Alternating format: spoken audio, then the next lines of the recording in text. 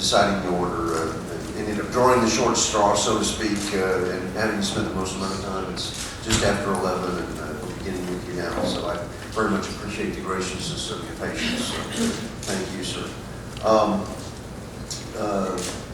What I would like to do is go through a series of questions again as well, similar to what I have with the other nominees.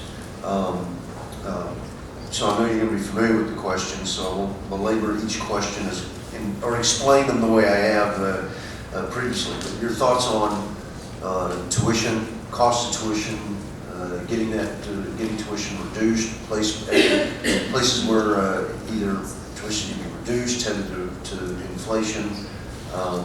Your thoughts on controlling it, the actions you would take as a region to do so. Yes, Senator, I've always been a strong believer in long-range planning. In almost any organization I become involved in, that's something I tend to gravitate towards. I think tuition and the cost of tuition today is in many respects tragic. Because, for example, from my background, my dad worked at a refinery. And had it not been for Lamar University, which was 12 miles down the road, I wouldn't be sitting here today in all likelihood. So to me, the cost of education today is probably one of the most difficult issues facing education. But frankly, I think we need to start looking to the future. Texas is changing. Our local communities are changing. My daughter asked me not too long ago, why didn't my wife put something in the microwave? We didn't have a microwave. So things are constantly changing. And I think that education, higher education, has to adapt to that. So one of the things I would be most interested in as a region is looking, what are we doing right? And what potentially are we doing wrong? And where are we going to be in 2040? Where are we going to be in 2050? Because I don't think we can continue to let tuition rise, because basically I think we're taking some young men and women out of the market. I've always believed that the University of Texas, the system, is one of the greatest engines for economic growth in the state of Texas. And to do that, what we've got to do is attract good students. We've got to provide them with a quality education. And we have to be accountable with the way we do that. So the university, I think as everybody in this room knows, gets its revenues from two principal sources. One is whatever the legislature allocates to higher education, and then secondly, from tuition. We need to start thinking, is there a better way to deliver a quality product? Can we do things differently? Are there cost savings that can be made? So those are some of my views, Senator, as to what I think about the cost of tuition, the cost of education, and how we ought to address it. Are there areas where you would make recommendations to, like, as an example, Hazelwood is very much on the minds of senators and representatives right now. Are there impacts to that tuition that, while I'm asking you the hard question, but am I sitting in something of a, by virtue of my position as a legislator, am I sitting in what would be viewed as a self-righteous seat that I'm asking you how to lower tuition when I'm a member of the legislature that may have caused some of those challenges? Your thoughts on things that you would recommend to the legislature, that whether it's mandates or other things? Yeah, Senator, I wish I had an answer today. I frankly don't. My hope would be, my fervent hope would be that if I was fortunate enough to be confirmed, that would be one of the first issues I would want to address. Primarily because of my personal background. I was very fortunate when I came to the University of Texas Law School. Tuition was very, very low. I don't remember exactly what it was. I think it was like $200 a year. And now, at least speaking to the law school, it's thousands and thousands of dollars. So how do we somehow lower the cost of education? Either by cutting costs, either by delivering the product a better way. I wish I had an answer today. I honestly do not. But should it be confirmed, that's something that you would, I would certainly want it to be something you would dig into. We may not, the legislature can't relieve you of every obligation, but when we talk about whether it's counties, cities, and unfunded mandates and the like, when folks in those local communities say those things to me, I said, well, give me what your top 5 are. And Sometimes there's not 5, but 1, maybe 2. And so I'd certainly be interested in you having the opportunity, should you be confirmed, to start digging into some of those things. That what are some of the things that are driving our tuition that the state legislature could potentially relieve us from, or what are some of our own self-inflicted wounds to do that. You would have my commitment to do that. Transparency that comes with that. I know we've talked with each of the other nominees as well. Your thoughts on making sure that we're transparent, dollars collected here for tuition, dollars collected for fees, dollars that the state allocates or appropriates. Your thoughts on how to make that more transparent so that the student or the parent of the potential student and then the taxpayer who will never be on that campus know that the dollars that they've been either providing of their own will or that are provided through the compelling by taxes, that it's being spent appropriately. Well, all of the institutions that comprise the University of Texas system are public institutions. And public means public. And what that means to me is that transparency is key, and it's one of the most important features of being a public university or a public system. Now, you can provide information to someone in multiple ways.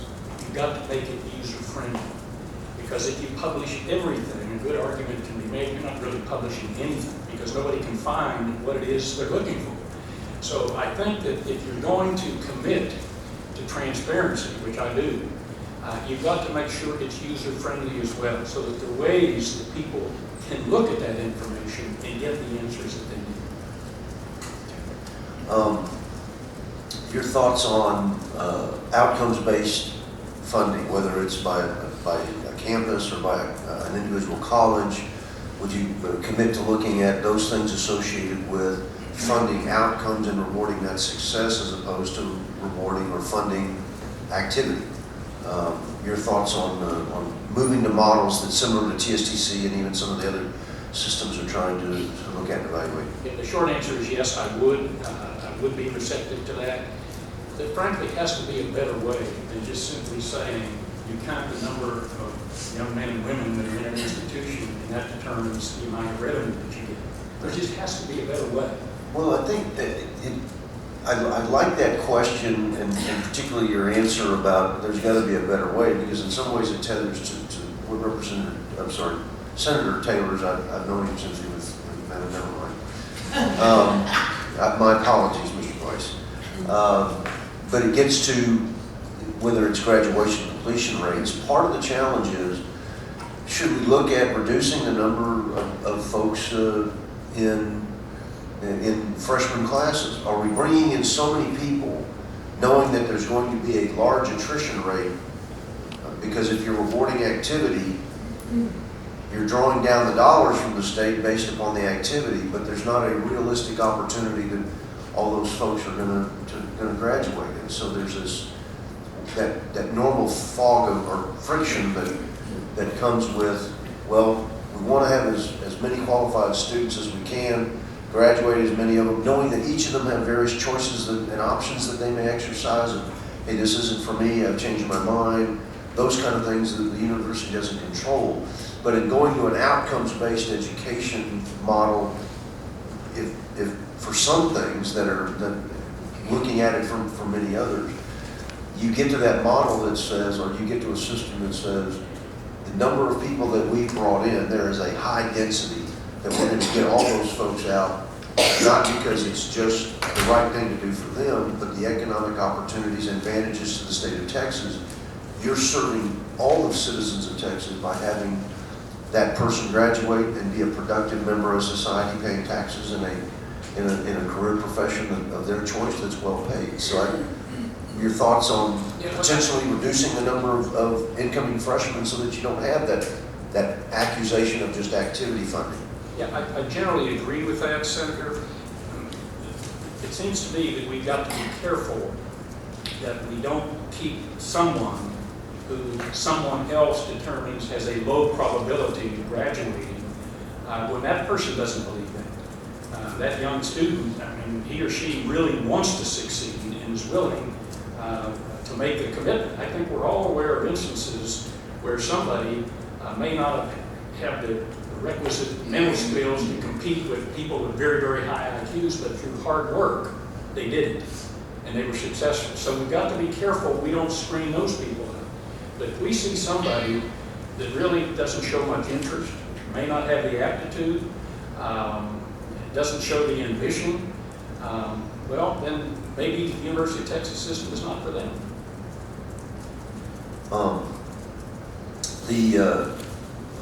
One of the things I've asked each of the nominees, it's based on who the customer is, so to speak, and it revolves around some of the items that we'll talk about in the Kroll report, but that maintaining good relationships.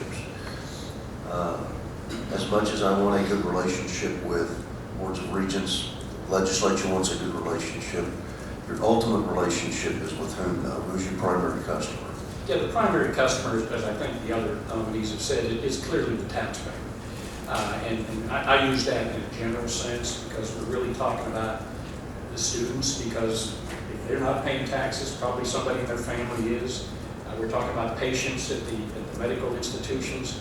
So I think it's clearly the taxpayers of Texas that are the ultimate constituents. The integrity of the system is paramount. And if the taxpayers lose confidence in the system, then that affects everybody. Because many of those taxpayers will never set foot on a campus, Exactly. any of your campuses, but yet their tax dollars go to that system. And so while your students, faculty, patients are a subset of the taxpayers and citizens of the state of Texas, it is a much larger base than that. It is everybody in the state. And that sense of duty and obligation to them as a whole, even though you're a steward of one of the flagships, your duty is to who owns the flagship, and that's the people of the state of Texas. The questions that came out of the Kroll report that dealt with admissions, your current thoughts on the admissions process, creating that firewall, knowing that you're not in that circumstance now, or you're not a current serving member now, but what sort of firewall would you create to ensure that neither legislators, regents, chancellor, people with a rank above the subset of employees that deals with admissions, ensure that there's not undue influence? What does that, to me it'd be a bright, wide line, but what would be the delineating boundaries of that bright, wide line in your view? Well, actually, I would be in favor of a bright line with respect to regents. I don't think regents ought to be tampering with the admissions process at all. And frankly, that helps the regent, because if somebody says, can you write a letter or can you make a call, you can say, I can't do it. I have a rule that prohibits it. So I guess in a way it's a selfish wish, but I think it's a bright line text. Now, with the legislators, it's a little, I come at it a little bit differently. I mean, there is such a thing as free speech in this country, and you all have constituents. I don't think the Board of Regents can prohibit any legislator from sending a letter to the University of Texas system about anybody. What the regents can do is make a determination of how that is handled once that letter is received. Would you, as a regent, set a protocol for what the proper mechanism is, and as long as that legislator or anybody else that would be a part of a recommendation packet of a potential student, as long as that legislator, chancellor, donor to any college, foundation, whatever that's a supporter of the university, as long as they operate inside the bounds of the specified protocol that I believe the regents, chancellor, and president should set, that box of the bright line, as long as they're inside that, is that appropriate? I think it is appropriate. But outside that, yeah, I think you have to have rules so that everybody knows what the rules are, and then you play within the rules. And transparency ensures accountability, because if you've got rules, people are supposed to play within the rules, and you have transparency, you'll find out when people are not playing within the rules.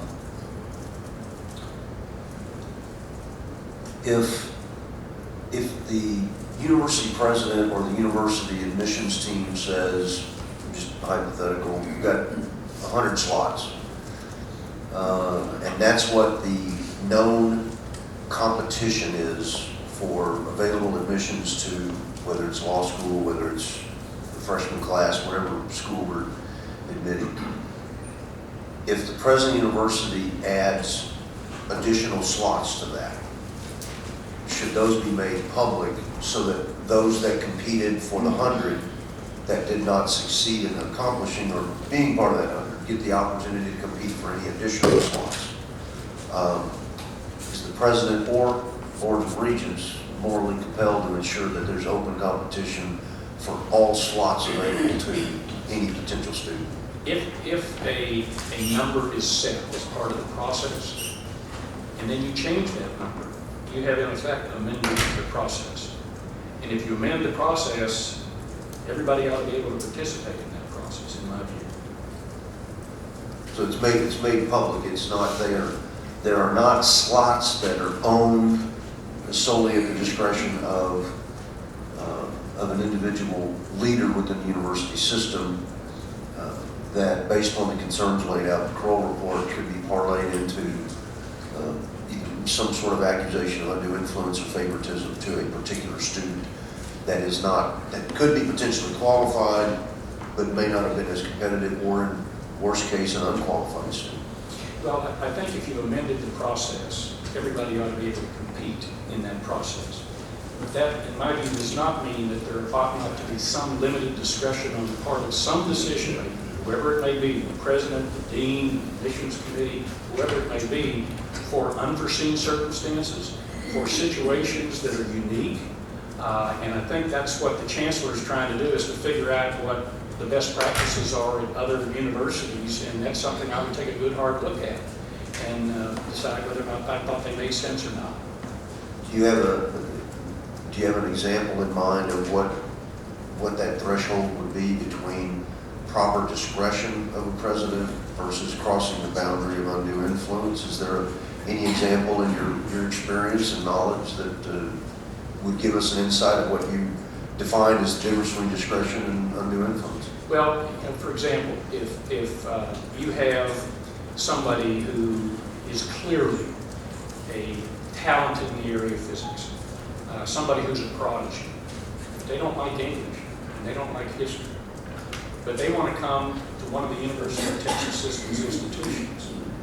Well, does somebody take a look at this person and decide this person is going to end up being a potential, and this is an extreme example, I admit, potential Nobel laureate someday?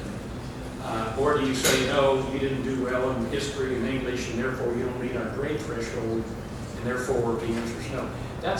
It's an extreme example, I admit, but it's an example of where I think you need to allow for some discretion on the part of some decision, but you have to be transparent about it. You have to be able to explain, in short, you have to be able to explain what you did and why you did. If you wouldn't want it printed in the paper, you probably ought not do it. Exactly.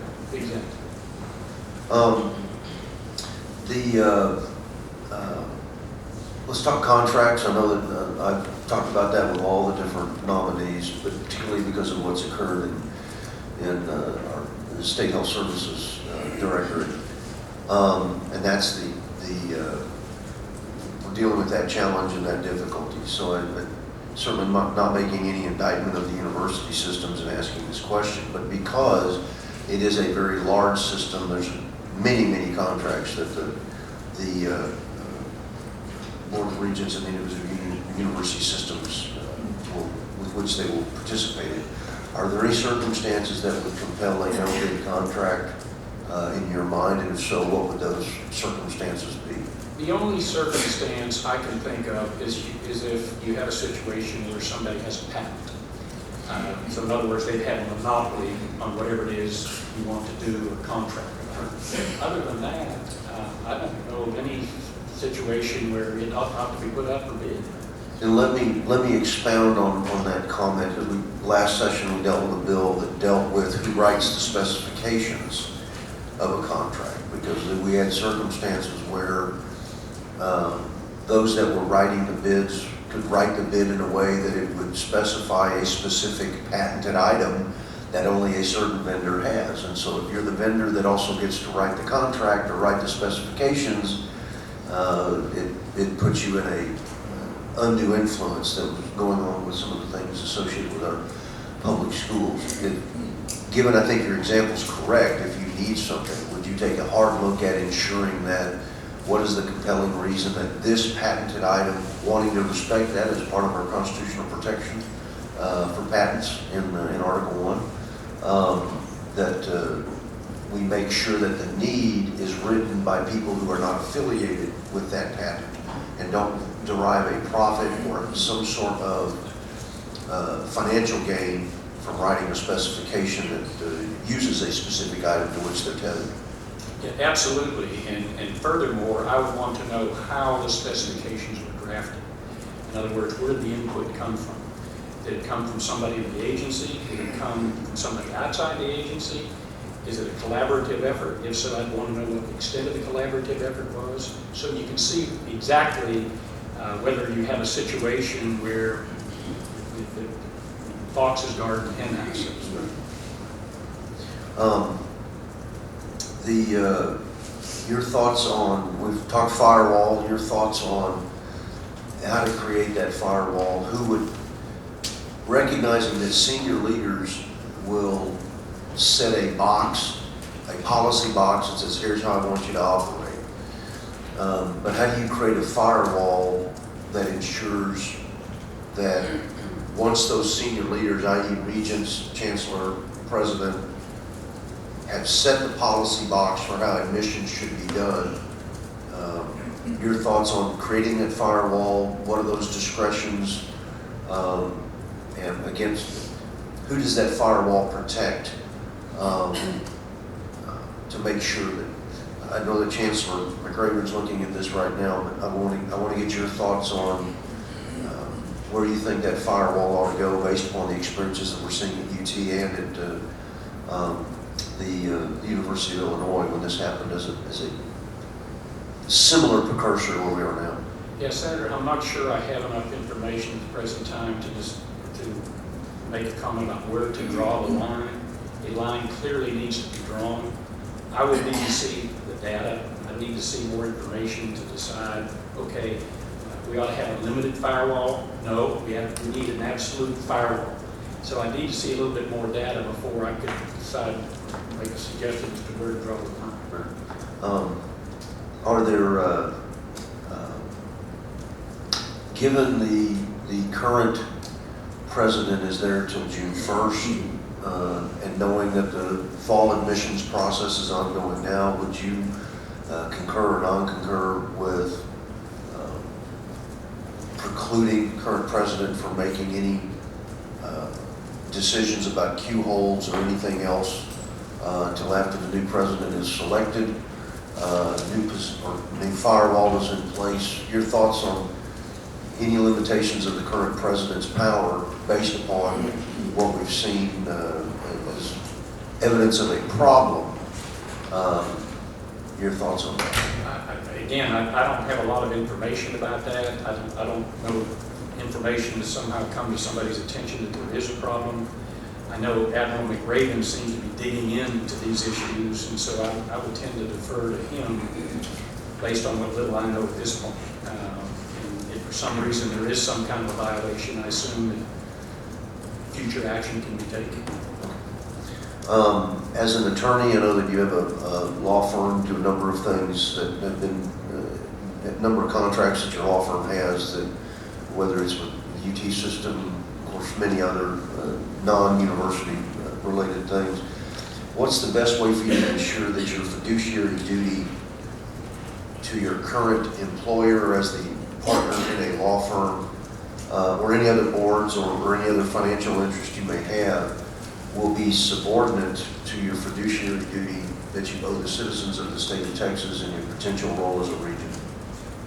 Senator, conflict of interest is an integral part of the disciplinary rules in the state of Texas. That's something I deal with not on a daily basis, but on a regular basis. So it's something I'm very attuned to.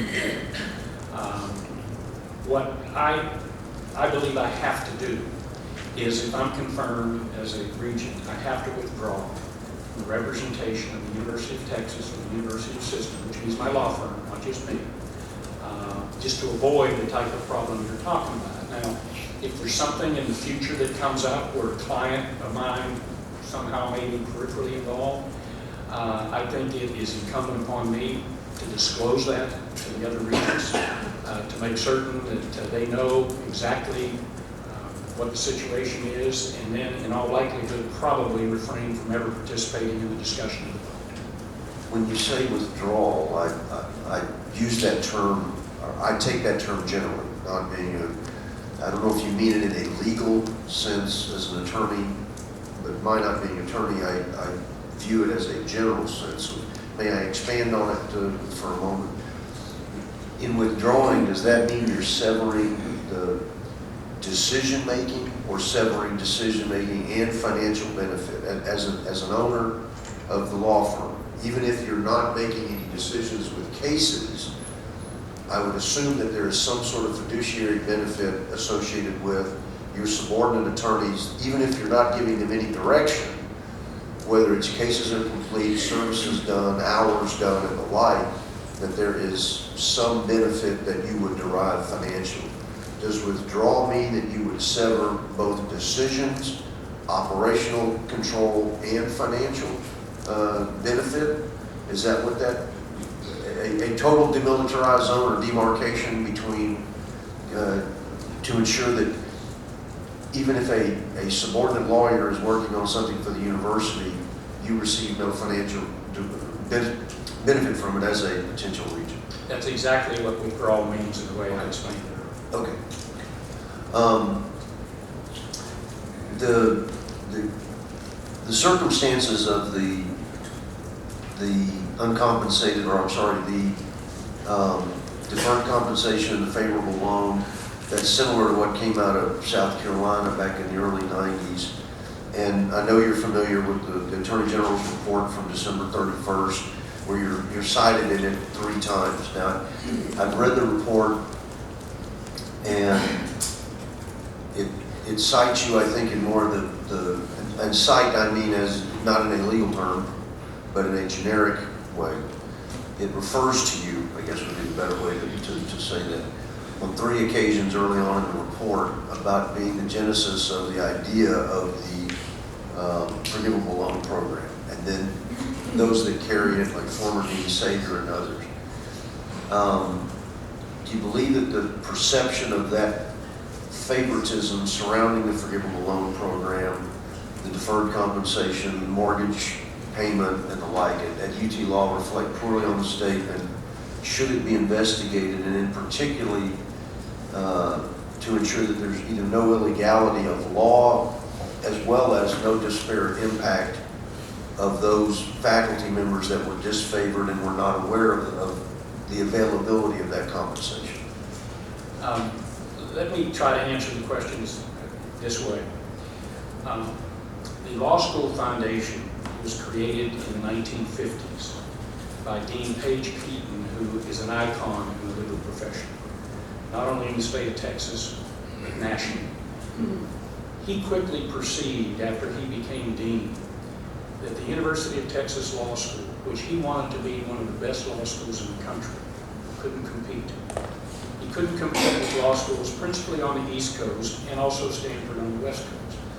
And so he came up with the idea of creating a foundation that would bring together people that were arguably respected in the legal profession in the state, and that group could assist the law school in raising monies so that we could recruit good faculty members, but more importantly, or certainly equally important, retain them.